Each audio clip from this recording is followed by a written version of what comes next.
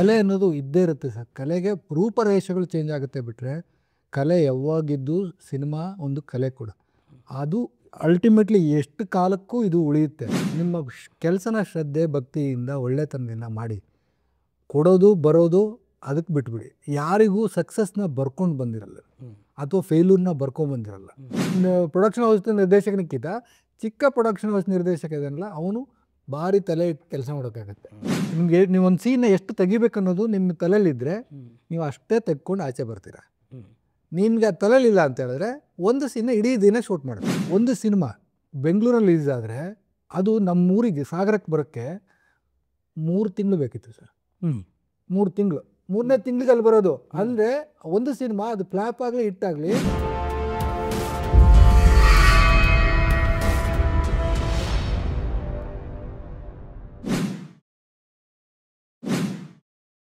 Investing in cinemas without cinema knowledge is injurious to you, your family, and the audience too.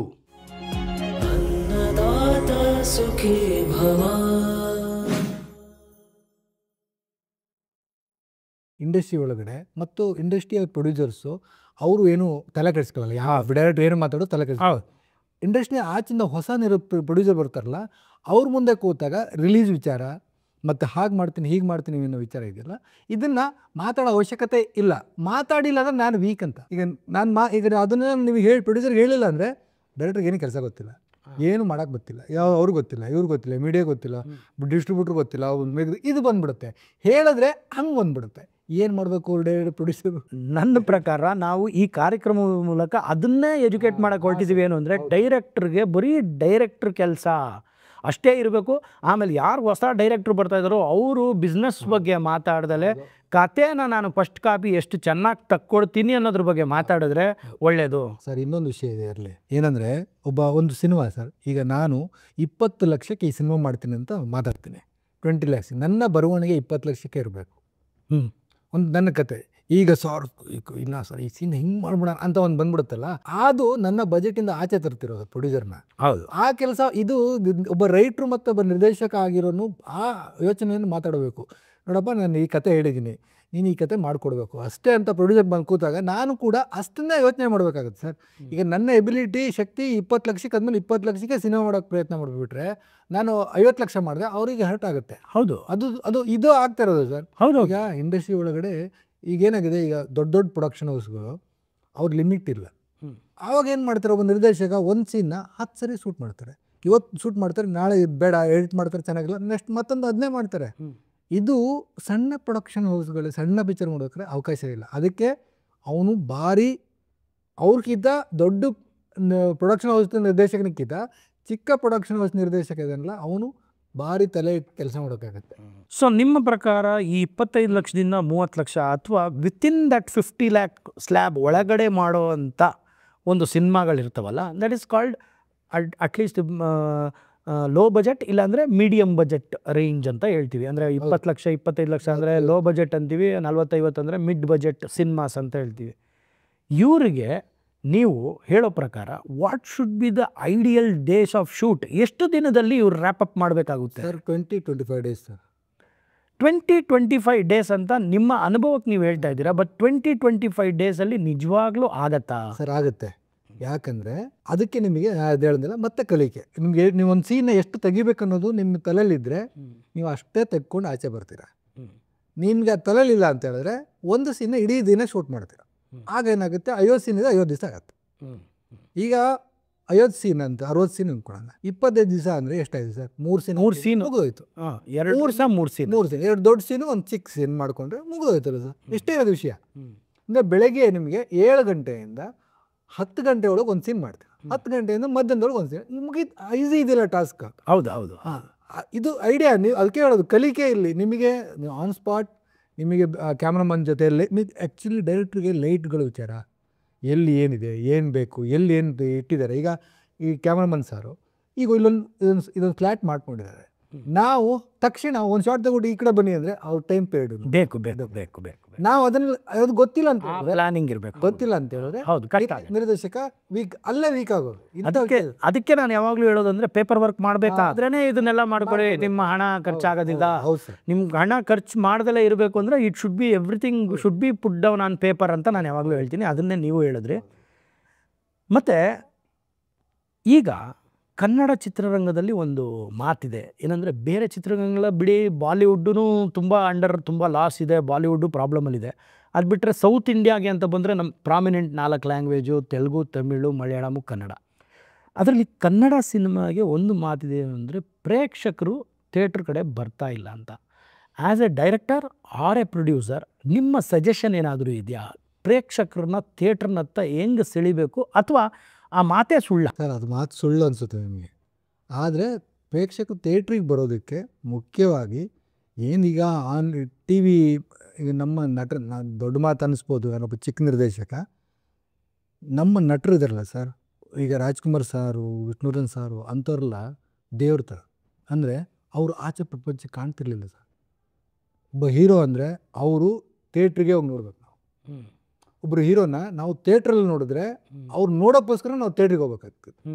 But ಈಗ ಇಲ್ಲ sir, ರೋಡಿಗೆ ಸಿಗ್ತೀವಿ, T ವಿಲಿ ಸಿಗ್ತೀವಿ. ನಾವು T ವಿಲಿ ನಮ್ಮ ದೊಡ್ಡ ನಟನ ಬಳಗ ಬೇಗ ಬಂದ್ಬಿಡು. ಹೀರೋ ಸಿನಿಮಾ ನಟರು ಥಿಯೇಟ್ರಲ್ಲಿ ಟಿ ವಿಲಿ ಕೂತಿದ್ದಾರೆ, ಟಿ ವಿ ಮನೆಯಲ್ಲಿದೆ. ಮನೆಯಿಂದ ಯಾಕೆ ರೋಡಿಗೆ ಬರೋಣ ಸರ್ ನಾವು? ಆಗಲ್ಲ. ಅಂದರೆ ಈಗ ನೋಡಿ, ಯೋಚನೆ ಮಾಡಿ, ಸಿಂಪಲ್ ಆಗಿದೆ. ನಮಗೆ ಇಲ್ಲಿ ಹೊಡೆತ ಕೊಡ್ತಿರೋದು. ನೀವು ಟಿ ವಿಯಿಂದ ಆಚೆ ಬನ್ನಿ ಸರ್, ಟಿ ವಿಯಿಂದ ಆಚೆ ಬನ್ನಿ. ಈಗ ಅದು ಫೈನಾನ್ಷಿಯಲಿ ಅದು ನನಗೆ ಗೊತ್ತಿಲ್ಲ ಸರ್, ನಾನು ದೊಡ್ಡ ಮಾತು ಅನಿಸ್ಬೋದು. ಆದರೆ ಟಿ ವಿಯಲ್ಲಿ ನಮ್ಮ ಸಿನಿಮಾ, ಈಗ ಸಿನಿಮಾ ನಟರೇ ಬೇರೆ, ಟಿ ವಿ ನಟರೇ ಬೇರೆ. ಹೌದು. ಈಗ ಆ ಟಿ ವಿಯವರು ಇವ್ರನ್ನ ಬಂಡವಾಳ ಮಾಡಿ ಅಲ್ಲಿ ಕರ್ಕೊಂಡು ಅವ್ರು ಬಿಸ್ನೆಸ್ ಮಾಡ್ಕೋತಾರೆ. ಟಿ ವಿ ಈಗ ನಮ್ಮ ದೊಡ್ಡ ನಟರು ಟಿ ವಿಗೆ ಹೋಗಲಿಲ್ಲ ಅಂದರೆ ನಿಮ್ಮನ್ನು ಎಲ್ಲಿ ನೋಡ್ಬೇಕು ಸರ್? ನಾನು ಥಿಯೇಟ್ರಿಗೆ ಬರ್ಬೇಕಲ್ಲ ಸರ್. ಈಗ ಒಂದು ನಾನು 2000 ಟೈಮಲ್ಲಿ ಸರ್, ಅವಾಗ ಒಂದು ಸಿನಿಮಾ ಬೆಂಗಳೂರಲ್ಲಿ ರಿಲೀಸ್ ಆದರೆ ಅದು ನಮ್ಮೂರಿಗೆ ಸಾಗರಕ್ಕೆ ಬರೋಕ್ಕೆ 3 ತಿಂಗಳು ಬೇಕಿತ್ತು ಸರ್. 3 ತಿಂಗಳು, 3ನೇ ತಿಂಗಳಿಗೆ ಅಲ್ಲಿ ಬರೋದು. ಅಂದರೆ ಒಂದು ಸಿನಿಮಾ ಅದು ಫ್ಲಾಪ್ ಆಗಲಿ ಹಿಟ್ಟಾಗಲಿ ಅಷ್ಟು ಓಡ್ತಾ ಅಲ್ಲಿ ಬರ್ತಾ ಇತ್ತು. ಅಂದರೆ ಇಲ್ಲಿಂದ ನೆಕ್ಸ್ಟ್ ಜಿಲ್ಲೆಯಿಂದ ತಾಲೂಕಿಂದ ಹೋಬಳಿಗೆ ಹೋಗೋಷ್ಟೊತ್ತಿಗೆ 3-4 ತಿಂಗಳು. ಅವಾಗ ಇಲ್ಲಿ ಹೊಸ ಸಿನಿಮಾಗಳು ಬಂದಿರ್ತಿತ್ತು. ಈಗಲೂ ಏನು ಸಿನಿಮಾ ಓಡ್ತಾ ಇಲ್ಲ ಅಂತಿಲ್ಲ, ಮಾರ್ನಿಂಗ್ ಶೋಗೆ ಬಂದರೆ ಮ್ಯಾಟ್ನಿ ಅಷ್ಟು ಓಡೋಗ್ಬಿಡ್ತವೆ ಹಿಂಗಿದೆ. ಹಂಗಾಗಿ ಅದೆಲ್ಲ ಒಂದು ಫಿಲಾಸಫಿಯಲ್ಲಿ ನಡೀತಾ ಇತ್ತು. ಬಟ್ ಒಂದು ಟೈಮ್ ಪೀರಿಯಡ್ ಅಂತ ಕೊಡ್ತಾ ಇಲ್ಲ ನಾವು ಥಿಯೇಟ್ರಲ್ಲಿ. ಒಂದು ಸಿನಿಮಾಕ್ಕೆ ಟೈಮ್ ಪೀರಿಯಡ್ ಕೊಡ್ತಾ ಇಲ್ಲ. ಅದು ಸ್ವಲ್ಪ ಅದು ಡಿಸ್ಟ್ರಿಬ್ಯೂಷನ್ನು ಮತ್ತು ಇದು ಎಲ್ಲರೂ ಜೊತೆ ಕೂತು ಒಂದು ಒಳ್ಳೆ ಮಾತುಕತೆ ಮಾಡಿಕೊಂಡು ಪ್ರೊಟೆಕ್ಟ್ ಮಾಡ್ತಾ ಹೋದರೆ ನಡೆದ್ಬಿಡುತ್ತೆ. ಆಮೇಲೆ OTT ಕೂಡ ಒಂದು 3 ತಿಂಗಳ ಗ್ಯಾಪ್ ಕೊಟ್ಟು ಸಿನಿಮಾ ಅಲ್ಲಿಗೆ ಕೊಡೋಕ್ಕೆ ನಮ್ಮವ್ರು ಯಾರು ಹೋಗ್ತಿಲ್ಲ ಅನ್ಸುತ್ತೆ ಈಗ.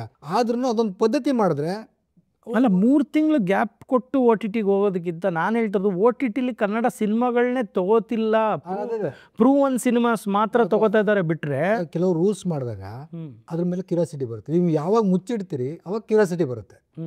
ಈಗ ನಾವು ಏನು ಮಾಡ್ತೀವಿ, ನಾವು ಕೊಡಲ್ಲ. ಈಗ ದೊಡ್ಡ ದರ್ಶನ್ ಸಾರು, ಆಮೇಲೆ ಶಿವಣ್ಣ, ದೊಡ್ಡ ಹೀರೋಗಳು, ಈ ಸುದೀಪ್ ಸರ್, ಇಂಥವ್ರದ್ದೆಲ್ಲ ಸಿನಿಮಾಗಳನ್ನ ಕೊಡಲಿಲ್ಲ ಅಂದರೆ ಅವಾಗ ಹರ್ಟ್ ಆಗುತ್ತೆ ಸರ್.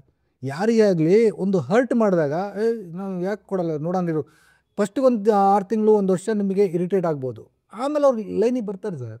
ಅಂದರೆ ಅವ್ರು ಮಾಡಿದ್ನೇ ನಾವು ತಿರ್ಗಾ ವಾಪಸ್ ತಿರುಮಂತ್ರ ಮಾಡಬೇಕಾಗ್ತದೆ ಅಂತ. ಯಾಕೆಂದರೆ ಅವರು ಫಸ್ಟು ಇರೋವರ ಸಿನಿಮಾನೆಲ್ಲ OTTಗೆ ಕೊಟ್ಟು ಕೊಂಡ್ಕೊಂಡು ಅಭ್ಯಾಸ ಮಾಡಿ ಆಮೇಲೆ ಈಗ ತಿರಸ್ಕಾರ ಮಾಡಿ ನಮಗೆ ಬೇಕಾಗಿರೋದು ನಾವು ತಗೋತೀವಿ ಅಂತ ಮಾಡಿದ್ದಾರೆ.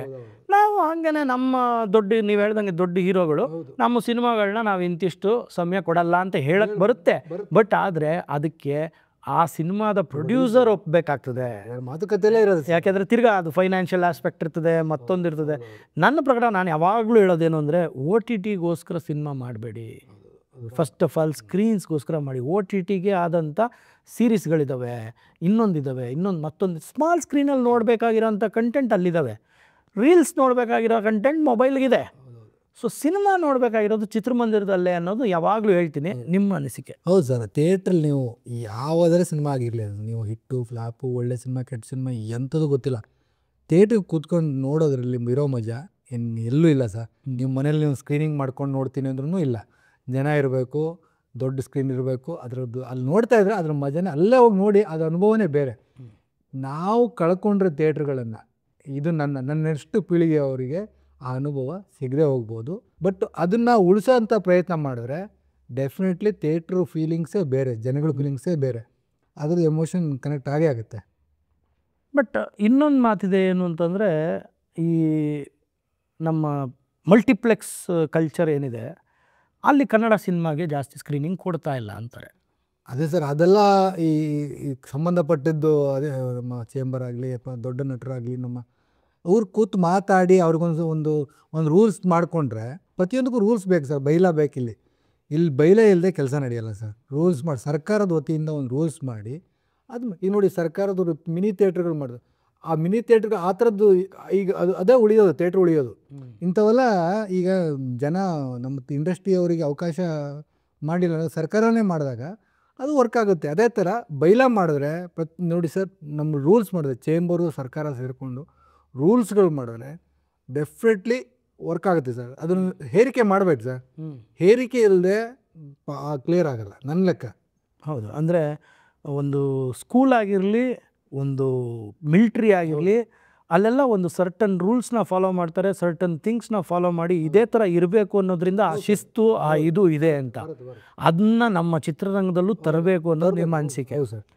ಅಂದರೆ ಅದೇನು ಈ ಏನಂದರೆ ದಬ್ಬಾಳಿಕೆ ಅಂತಲ್ಲ ಸರ್, ಇಲ್ಲ ಅದೇ ರೂಲ್ಸ್ ಅಂದ ತಕ್ಷಣ ದಬ್ಬಾಳಿಕೆ ಅಂತ ಆಗಲ್ಲ. ಒಂದು ಸ್ವಚ್ಛವಾದ ಐಡಿಯಾಲಜಿಯಲ್ಲಿ ಹೋದರೆ ಅವಾಗ ಎಲ್ಲರೂ ಒಂದೇ ಸ್ಟೇಟಸ್ ಮೈಂಡು, ಒಂದೇ ಫ್ರೇಮ್ ಆಫ್ ಮೈಂಡಲ್ಲಿ ಮುಂದೆ ಬರ್ತಾರೆ ಅನ್ನೋದು ನಿಮ್ಮ ಅನಿಸಿಕೆ. ಇವಾಗ ಫಾರ್ ಎಕ್ಸಾಂಪಲ್ ಬಾಲಿವುಡ್ಡಲ್ಲಿ ಸ್ಟಾರ್ಸ್ನೆಲ್ಲ ಹಾಕ್ಕೊಂಡು ಒಂದು 5-6 ಜನ 10 ಜನ ಸ್ಟಾರ್ಸ್ನ ಹಾಕ್ಕೊಂಡು ಎಕ್ಸ್ಪೆರಿಮೆಂಟ್ ಮಾಡ್ತಾ ಇದ್ದಾರೆ, ವರ್ಕ್ ಆಗ್ತಾ ಇಲ್ಲ. ಆ ಕಡೆ ತಮಿಳಲ್ಲಿ 2 ಹೀರೋ 3 ಜನ ಹೀರೋನ ಹಾಕ್ಕೊಂಡು ಕಾನ್ಸೆಪ್ಟ್ ಮಾಡ್ತಾ ಇದ್ದಾರೆ, ವರ್ಕ್ ಆಗ್ತಾ ಇಲ್ಲ. ತೆಲುಗುಲಿ ಮಾಸ್ ಸಿನಿಮಾ ಅಂತ ಮಾಡೋಕ್ಕೆ ಹೋಗ್ತಾ ಇದ್ದಾರೆ, ಕೆಲವು ವರ್ಕ್ ಆಗ್ತಾ ಇಲ್ಲ. ಮಲಯಾಳಮಲ್ಲಿ ಹ್ಯೂಜ್ ಬಜೆಟ್ ಫಿಲ್ಮಾಸು ವರ್ಕ್ ಆಗ್ತಾ ಇಲ್ಲ, ಬಟ್ ಕಂಟೆಂಟ್ ಓರಿಯೆಂಟೆಡ್ ಎಲ್ಲ ಇಂಡಸ್ಟ್ರಿಲೂ ವರ್ಕ್ ಆಗ್ತಾ ಇದೆ. ಈಗ ಕನ್ನಡಕ್ಕೆ ಸದ್ಯಕ್ಕೆ ಯಾವ ಜಾನರು, ಯಾವ ರೀತಿ ಕಂಟೆಂಟು ಯೂಸ್ ಆಗ್ಬೋದು ಬಂದರೆ ಅಂತ ನಿಮ್ಮ ಅನಿಸಿಕೆ? ಕರೆಕ್ಟ್ ಹೇಳಿದ್ದು. ಈಗ ನೋಡಿ, ಈಗ ನಮ್ಮ ಕನ್ನಡ ಇಂಡಸ್ಟ್ರಿಲಿ ಅರ್ಧ ಇದ್ದೀವಿ, ಅರ್ಧ ಕಮರ್ಷಿಯಲ್ಲು, ಅರ್ಧ ಆಫ್ಬಿಟ್ ಸಿನಿಮಾಗಳ ಥರ ಮಾಡ್ತಿದ್ದಾರೆ. ಈಗ ಇನ್ನು ಕೆಲವೊಂದು ಟ್ರೈಲರ್ಗಳು ಹೊರಗಡೆ ಬಂದಿದೆ, ಈಗ ಕಂಟೆಂಟನ್ನು ತೋರಿಸ್ತಾ ಇದ್ದಾರೆ, ಕಂಟೆಂಟನ್ನು ಫೀಲ್ ಮಾಡ್ತಾ ಇದ್ದಾರೆ. ಅದೇ ಥರ ಕಮರ್ಷಿಯಲ್ ಸಿನಿಮಾಗಳು ಇದ್ದಾರೆ. ಕಮರ್ಷಿಯಲ್ ಸಿನಿಮಾಗಳು ಓನ್ಲಿ ಬಿಸ್ನೆಸ್, ದೊಡ್ಡ ನಟರ ಸಿನಿಮಾಗಳು ಬಿಸ್ನೆಸ್ ಮೇಲೆ ಟಾರ್ಗೆಟ್ ಮಾಡ್ತಾರೆ ಹೊರತು ಅವ್ರು ಕಂಟೆಂಟ್ನ ಟಾರ್ಗೆಟ್ ಮಾಡ್ತಿಲ್ಲ. ಹಂಗಿರೋದ್ರಿಂದ ಸರ್, ಇದು ಕ್ರಮೇಣ ಇನ್ನೊಂದು 3-4 ವರ್ಷದಲ್ಲಿ ಇಂಡಸ್ಟ್ರಿ ಒಳಗಡೆ ಕಂಟೆಂಟೇ ಕೂತ್ಕೊಳ್ಳುತ್ತೆ ಬಂದು ಅಂತ ನನ್ನ ಭಾವನೆ. ಕೂತ್ರೆ ಒಳ್ಳೆಯದು ಸರ್. ಯಾಕಂದರೆ ಆಗ ನೋಡಿ ಸರ್, ನನ್ನ ಪ್ರಶ್ನೆ, ಹೊಸ ಹೀರೋ ಹೊಸ ನಿರ್ದೇಶಕ ಹುಡ್ತಾ ಇಲ್ಲ ಇಂಡಸ್ಟ್ರಿ ಒಳಗಡೆ. ಬರ್ತಿದ್ದಾರೆ ಹೋಗ್ತಿದ್ದಾರೆ. ಹೊಸ ನಿರ್ದೇಶಕ ಹೊಸ ಹೀರೋ ಬರದೆ ಇಂಡಸ್ಟ್ರಿ ಬೆಳೆಯಲ್ಲ ನನ್ನ ಭಾವನೆ. ಯಾಕಂದರೆ ಇವತ್ತಿನ ಹುಟ್ಟು ನಾಳೆ ಸೂಪರ್ ಸ್ಟಾರ್ ಸರ್. ಹೌದು, ಇವತ್ತಿನ ನಿರ್ದೇಶಕ ನಾಳೆ ಸೂಪರ್ ನಿರ್ದೇಶಕ. ಹೌದು, ಇಂಥ ನಿರ್ದೇಶಕರಿಗೆ ನೀವು ಮಣೆ ಆಗ್ತಿಲ್ಲ ಮತ್ತು ಹೀರೋಗಳಿಗೆ ಜಾಗ ಮಾಡ್ತಿಲ್ಲ. ಇದು ತುಂಬ ಡೇಂಜರ್ ನನ್ನ ಅನಿಸಿಕೆ. ಹೊಸ ಹೀರೋ ಇವತ್ತು ನೀವು 10-15 ವರ್ಷದ ಹಿಂದೆ ನೋಡಿ ಎಂತೆಂಥವ್ರು ಹೆಂಗೆ ಹುಟ್ಟಿ ಬಂದಿದ್ದಾರೆ ಅಂತ. ನಮ್ಮ ಗಣೇಶ್ ಸಾರು, ವಿಜಯ್ ಸಾರು ಅವರೆಲ್ಲ ಹುಟ್ಟಿದ್ದೆ. ಹೌದು, ಎಲ್ಲ ಇಂಡಸ್ಟ್ರಿ ಯಾರೋ ದೊಡ್ಡ ಹೊರಗಡೆಯಿಂದ ಬಂದರು.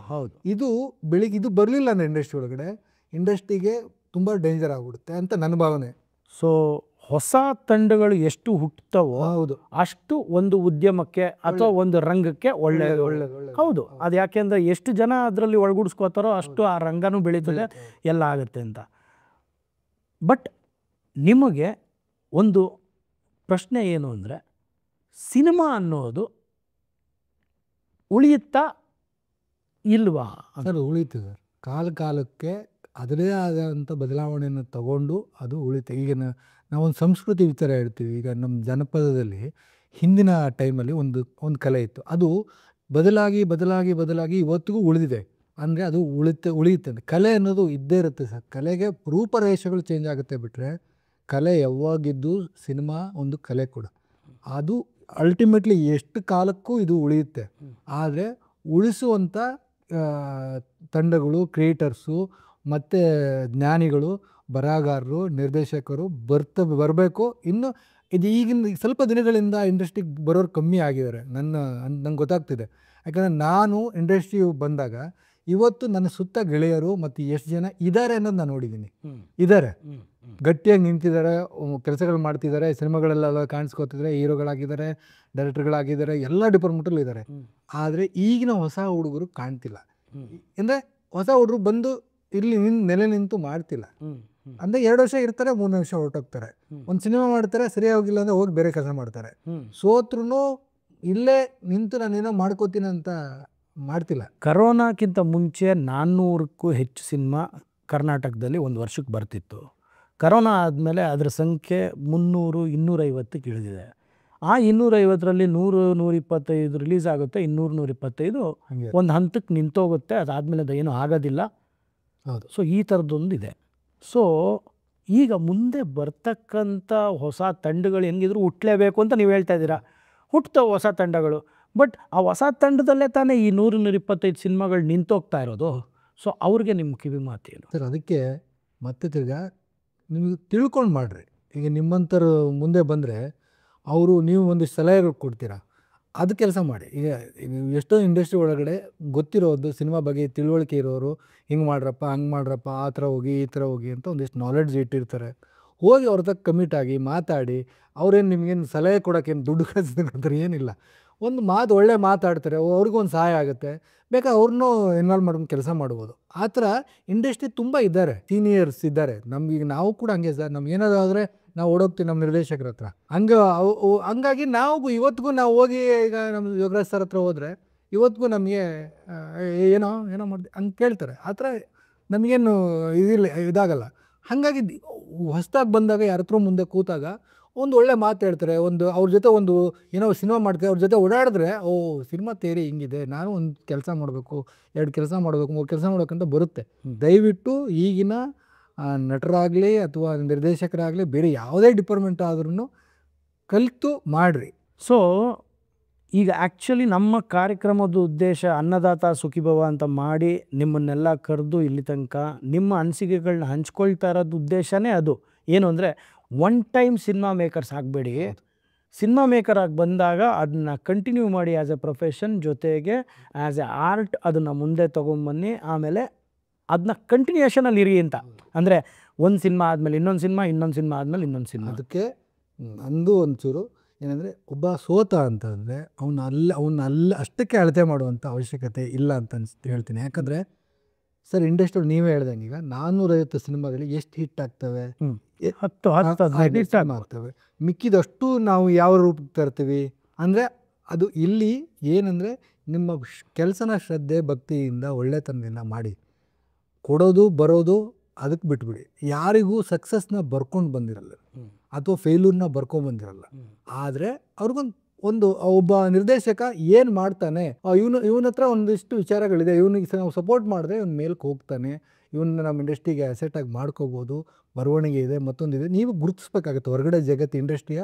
ಇಲ್ಲಲ್ಲೇ ಒಂದೇ ಪಿಕ್ಚರ್ಗೆ ಅವ್ನು ಅಳತೆ ಮಾಡುವಂಥ ಕೆಲಸಗಳನ್ನ ಮಾಡಬಾರ್ದು. ಅಂದರೆ ಇದಕ್ಕೆ ಒಂದು ಎಕ್ಸಾಂಪಲ್ ಕೊಡಬೇಕಂದ್ರೆ, ಒಂದು ಶಾಲೆಯಲ್ಲಿ ಒಂದು ಕ್ಲಾಸ್ ರೂಮ್ ತೊಗೊಂಡ್ರೆ ಅಲ್ಲಿ 100 ಜನ ಮಕ್ಕಳಿದ್ರೆ ಅದರಲ್ಲಿ ಒಬ್ಬನೇ ಫಸ್ಟ್ ಬರೋದು. ಹೌದು. ಸೆಕೆಂಡು, ಥರ್ಡು, 4th, 5th ಅಂತ ಅಂದ್ಬಿಟ್ಟು 10ನೇ ರ್ಯಾಂಕ್ ತನಕ ಬಂದು ಅದಾದಮೇಲೆ ಮಿಕ್ಕಿದ 90 ಮಕ್ಕಳು ಫೇಲ್ಯೂರ್ ಅಂತಲ್ಲ. ಹೌದು. ಅದು ಏನು ಆ ಒಂದು ಗುಣನ ಅಳವಡಿಸ್ಕೋಬೇಕು ಜನ ನಮ್ಮ ಸಿನಿಮಾ ರಂಗ ನೋಡಬೇಕಾದ್ರೂ. ಯಾಕೆಂದರೆ ನಾನಾ ಕಾರಣಗಳಿರ್ತವೆ ಫೇಲ್ಯೂರ್ಗೆ. ರಾಂಗ್ ರಿಲೀಸ್ ಇರ್ಬೋದು, ಅಡ್ವರ್ಟೈಸ್ಮೆಂಟ್ ಇಲ್ಲದೆ ಇರ್ಬೋದು, ಆರ್ಟಿಸ್ಟ್ ಕೊರತೆಯಿಂದ ಇರ್ಬೋದು, ಅಥವಾ ಫೈನಾನ್ಸ್ ಕೊರತೆಯಿಂದ ಇರ್ಬೋದು, ಅಥವಾ ಎಲ್ಲೋ ಎಂಡಲ್ಲಿ ಅದನ್ನ ರಿಲೀಸ್ ಮಾಡೋಕ್ಕಾಗದೆ ತರಾತುರಿನಲ್ಲಿ ರಿಲೀಸ್ ಮಾಡಿರೋದಿರ್ಬೋದು. ತುಂಬ ಕಾರಣಗಳಿರ್ತವೆ. ಇನ್ನೊಂದೇನು ಅಂದರೆ ರೀಚ್ ಆಗದೆ ಇರ್ಬೋದು, ಅಡ್ವರ್ಟೈಸ್ ಮಾಡದೇ ಇರ್ಬೋದು, ತುಂಬ ಕಾರಣಗಳಿರ್ತವೆ. ಇದರಿಂದ ಒಂದು ಫೇಲ್ಯೂರು ಸಕ್ಸಸ್ನ ಗೇಜ್ ಮಾಡೋಕ್ಕಾಗಲ್ಲ. ನೀವು ಕಂಟೆಂಟ್ ಅನ್ನೋದನ್ನ ಒಂದು ಥಿಯೇಟ್ರ್ ಆದಮೇಲೆ ಅದು OTTಗೂ ಬರ್ತದೆ, OTT ಆದಮೇಲೆ ಅದು ಟೆಲಿವಿಷನ್ಗೂ ಬರ್ತದೆ. ಎಲ್ಲೋ ಒಂದು ಕಡೆ ನೋಡಿ ಆ ಕಂಟೆಂಟ್ ಚೆನ್ನಾಗಿರೋದನ್ನ ಅಪ್ರಿಸಿಯೇಷನ್ ಕೊಟ್ಟರೆ ಆ ತಂಡಗಳಿಗೆ ಒಂದು ಇನ್ಸ್ಪಿರೇಷನ್ ಆಗ್ತದೆ ಅನ್ನೋದನ್ನ ಹೇಳ್ತಾ ಇದ್ದೀನಿ. ನನಗೆ ನೆನಪಾದಂಗೆ ಅಪ್ಪು ಸಾರು ಈ ಒಂದು ಮೊಟ್ಟೆ ಕತೆಗೆ ಅವರು ಆ ಸಿನಿಮಾ ನೋಡಿ ಗುರುತಿಸಿ ಮನೆಗೆ ಕರೆದು ಅವರಿಗೆಲ್ಲ ಆತಿಥ್ಯ ಮಾಡಿದರು. ಆ ಪದ್ಧತಿ ಅದಕ್ಕೆ ಅದೇ ಹೇಳೋದು, ಅದೇ ಬೆಳೆಯೋದು. ನಾನು ಹಿಂಗೆ ಏನು ಹೇಳ್ತೀನಿ, ಯಾರೋ ಒಬ್ಬ ಗುರುತು ಮತ್ತು ಮೂಮೆಂಟ್ ಮಾಡೋದಂದರೆ ಹಾಗೆ. ಈಗ ನಮ್ಮ ಸುದೀಪ್ ಸಾರು ಒಂದಿಷ್ಟು ಇದೆಲ್ಲ ಒಂದು ಬ್ಯಾಕಪ್ ಖುಷಿ ಸರ್. ಅವಾಗ ಈಗ ನೋಡಿ, ಈಗ ಅವ್ರ ಹತ್ರ ಹೋಗಿ ಬಂದಿದ್ದಾರಂದರೆ ಯಾರೋ ಒಬ್ಬನಿಗೆ ಇವ್ರ ಹತ್ರ ವಿಷಯ ಇದೆ, ಇವ್ರಿಗೊಂದು ಸಿನಿಮಾ ಕೊಡಬೇಕು ಅಥವಾ ಇವ್ರ ಕರೆದು ಮಾತಾಡಿಸ್ಬೇಕು, ಇವ್ರಿಗೊಂದು ಏನೋ ಬರೆಸ್ಬೇಕು, ಇದು ಬರುತ್ತೆ ಸರ್. ಇದು ಬೆಳವಣಿಗೆ, ಇದನ್ನೇ ಹೇಳೋದು ಬೆಳವಣಿಗೆಯಿಂದ. ಈಗ ನಾವೇನು ಕರೆದ್ಬಿಟ್ಟು ಸಿನಿಮಾ ಕೊಡೋ ಅವಶ್ಯಕತೆ ಇಲ್ಲ. ಹೌದು. ಈಗ ಒಂದು ಬೆನ್ನು ತಟ್ಟಿದ್ರೆ ಯಾರೋ 10 ಮುಖಗಳು ಗುರುತಿಸುತ್ತೆ. ಇವ್ರಿಗೆ ಅವ್ರಿಗೆ ಮಾಡಿದಾರಂದರೆ ಇವ್ರ ಹತ್ರ ಏನೋ ವಿಷಯ ಇದೆ, ಇವರು ಒಬ್ಬ ಟ್ಯಾಲೆಂಟೆಡ್ ಇರುವಂಥವ್ರು, ಇದೇ ಆಗಬೇಕು ಅಂತ ಹೇಳ್ತೀನಿ. ನೀವು ಸಾಗರದಿಂದ ಬೆಂಗಳೂರು ತನಕ ಬರಬೇಕಾದ್ರೆ ನಿಮಗೂ ಅಲ್ಲಿ ಸಾಗರದಲ್ಲಿ ಒಂದು ಫ್ಯಾಮಿಲಿ ಇತ್ತು, ಎಷ್ಟೋ ಪ್ರಾಬ್ಲಮ್ಸ್ ಫೇಸ್ ಮಾಡಿರ್ತೀರಾ. ಸಿನಿಮಾ ಇಂಡಸ್ಟ್ರಿಗೆ ಬರ್ತೀನಿ ಅಂದಾಗಲೂ ಪ್ರಾಬ್ಲಮ್ಸ್ ಫೇಸ್ ಮಾಡ್ತೀರಾ.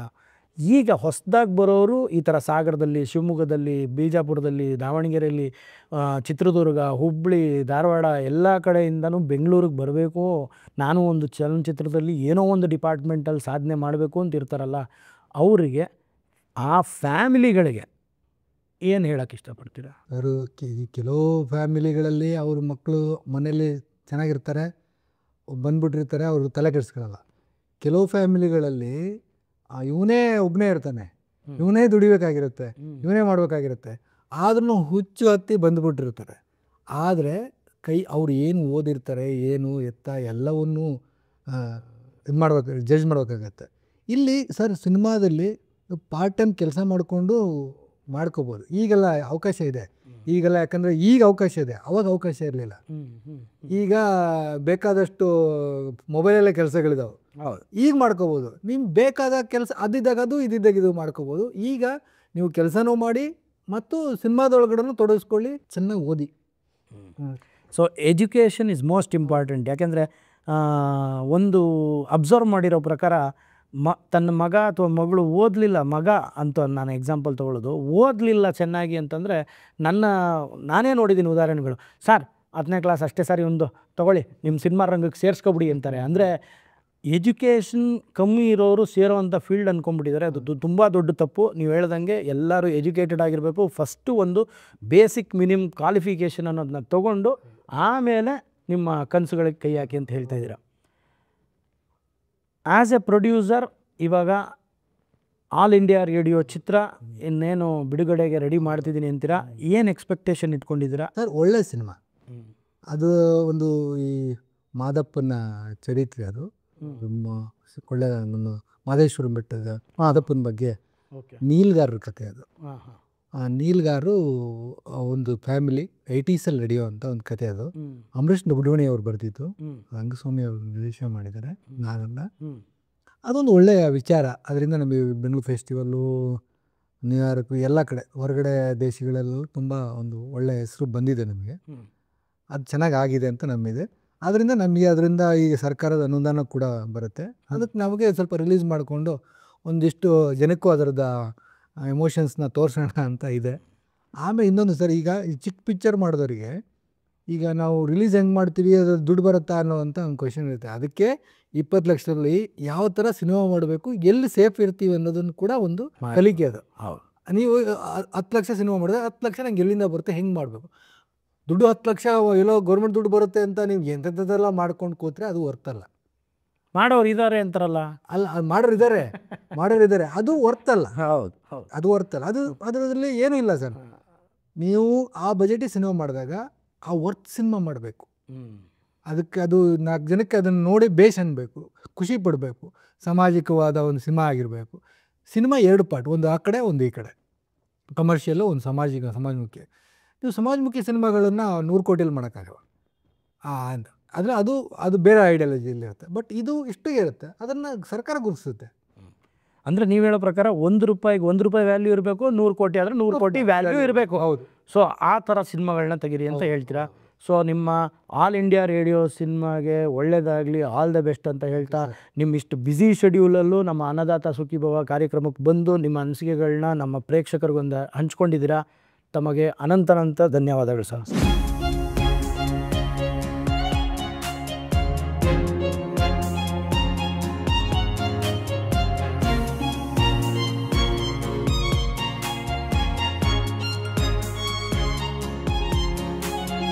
अन्नदाता सुखी भव।